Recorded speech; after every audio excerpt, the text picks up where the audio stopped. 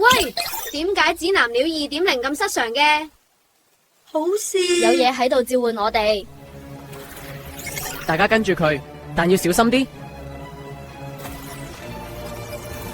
哇，真係有古代嘢喎！地福文好似警告，唔好亂電，慢慢地清楚先。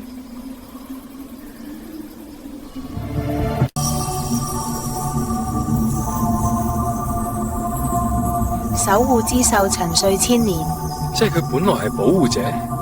咁如果我哋叫醒佢，會唔會幫到我哋？仲有段文話心未夠堅定，唔可以喚醒佢。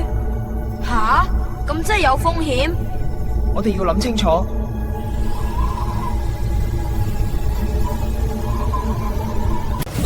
再咁落去，佢會爆出嚟噶。要點做啊？你快講，放翻去！一家。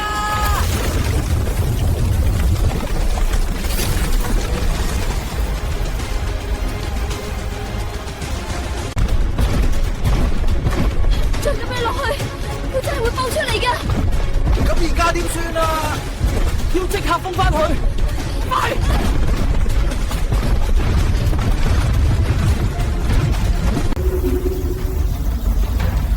咁而家點算啊？要即刻封翻去，快！再咁樣落去，佢真係會爆出嚟㗎。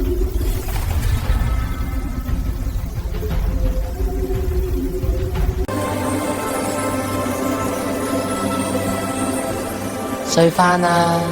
歷史唔係俾我哋亂開嘅。